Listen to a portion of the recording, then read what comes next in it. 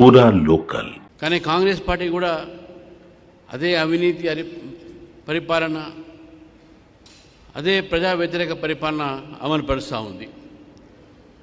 ఈ నేపథ్యంలో తెలంగాణ ప్రజల ముందు ఈరోజు ఒక రాజకీయ ఒక ప్రత్యామ్నాయం భారతీయ జనతా పార్టీ మాత్రమే కనబడతా ఉంది.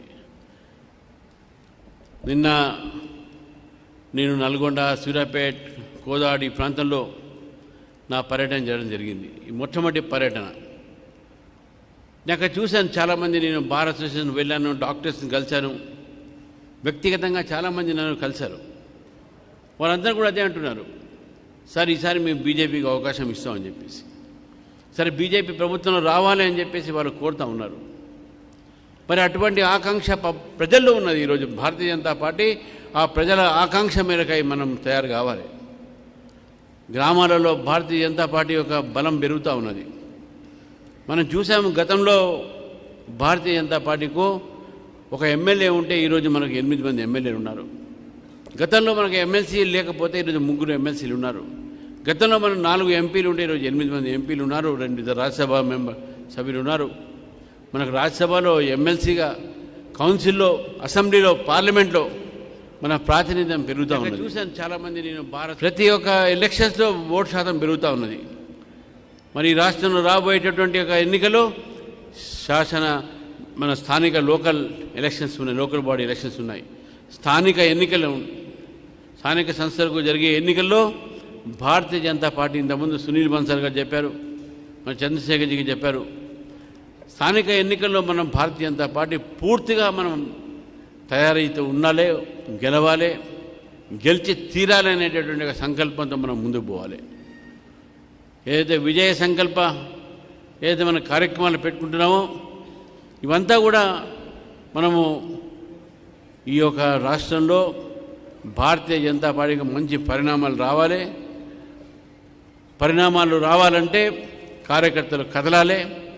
కార్యకర్తలు కదలాలంటే నాయకులు ముందుకు రావాలి, కలిసివెలిసి ముందుకు పోవాలి అనేటువంటి అవసరం ఉందని చెప్పేసి కూడా ఈరోజు తెలియజేసిన మిత్రులారా. ఎప్పుడైతే ప్రజల ఆకాంక్ష ఉన్నదో భారతీయ జనతా పార్టీని గెలిపించాలని చెప్పేసి, అటువంటి ఆకాంక్షని మనం తయారు లేకపోతే, మనం వారు కోరుతున్నప్పుడు మనం కూడా తయారు లేకపోతే పొరపాటు మందవుతుంది. నేను డికే అరుణ గారిని వేదిక రావాల్సి కొడతా ఉన్నాను.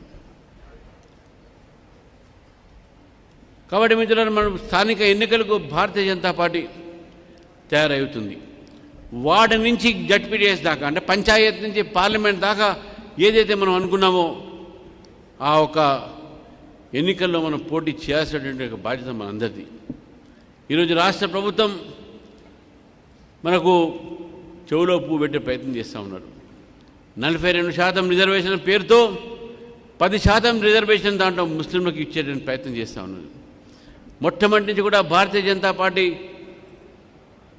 మతపరమైనటువంటి రిజర్వేషన్కు వ్యతిరేకం. మతపరమైన రిజర్వేషన్స్ అది కేవలం భారతదేశం ఒక ఏదైతే విభజన ఆ రోజు జరిగిందో మతపరమైనటువంటి ఒక కారణాల వల్ల జరిగినటువంటి విషయాన్ని మనం గుర్తుపెట్టుకోవాలి. ఇటు విద్యా సంస్థల్లో కానీ, ఇటు ఉద్యోగాల్లో కానీ 4% రిజర్వేషన్లు కూడా భారతీయ జనతా పార్టీ మేము వ్యతిరేకించినాం. కానీ ఈ ప్రభుత్వం ఓట్ బ్యాంక్ పాలిటిక్స్ కోసం గత కాంగ్రెస్ ప్రభుత్వం తీసినటువంటి ఒక ఆ 4% రిజర్వేషన్ని ఈరోజు అది రాజకీయాలకు కూడా, అంటే పొలిటికల్ రిజర్వేషన్లు కూడా దాన్ని తీసుకురావడం జరుగుతుంది.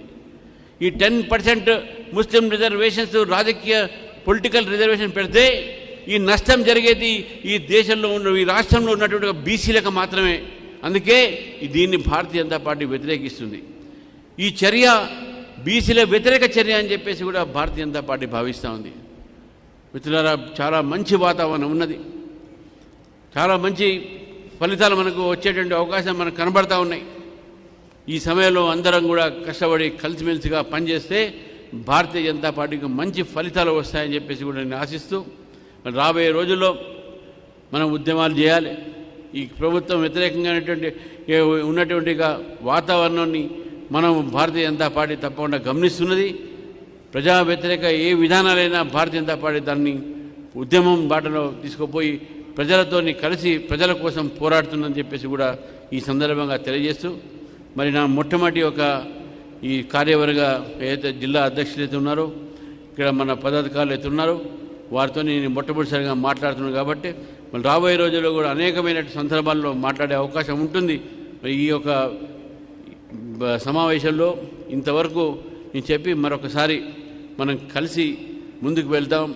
మనము ప్రజలు మన కోసం ఎదురు చూస్తూ ఉన్నారని చెప్పి తెలియజేస్తూ ఒక ప్రాంతానికే భారతీయ జనతా పార్టీ కాదు, యావత్ తెలంగాణలో భారతీయ జనతా పార్టీ ఈరోజు పెరుగుతున్నది, పెరగాలి. మన ఓటు శాతం కూడా పెరిగింది కాబట్టి మనకు నమ్మకం ఉంది. ఆ ఒక నమ్మకంతోనే మన అందరం కూడా ముందుకు పోవాలి, ఆ విశ్వాసంతోనే మనకు ముందుకు పోవాలి, ఆ కాన్ఫిడెన్స్తోనే మనం ముందుకు పోతే తప్పకుండా రాబోయే రోజుల్లో భారతీయ జనతా పార్టీ స్థానిక ఎన్నికల్లోనే కాదు, రేపు 2028 జరిగేటటువంటి ఒక అసెంబ్లీ ఎన్నికల్లో కూడా భారతీయ జనతా పార్టీ గెలుస్తుందని చెప్పి పూర్తి నమ్మకం ఉంది. ఇంతటితో మీ అందరితో కూడా మరొకసారి ఈ యొక్క కార్యక్రమాలు అన్నీ కూడా ఉద్యమ కార్యక్రమాలు మనందరూ సునీల్ మన్సా గారు, చంద్రశేఖర్ జీ మనకు టైం టేబుల్ ఇచ్చారు ఎప్పుడు ఏం చేయాలి అని చెప్పేసి. అందరూ కూడా టైం టేబుల్గా సీరియస్ తీసుకొని కార్యక్రమాలు సీరియస్గా తీసుకొని మనం ప్రజల్లో వెళ్ళి ప్రజల ఒక మనసుని మనం దాన్ని మనం అర్థం చేసుకొని వాళ్ళు మన కోసం ఎదురు చూస్తున్నారని చెప్పేసి కూడా మరొకసారి తెలియజేస్తూ ఈ అవకాశం ఇచ్చిన మిత్రులు ధన్యవాదాలు చెప్తున్నా. భారత్ మాతాకి జై, జై తెలంగాణ.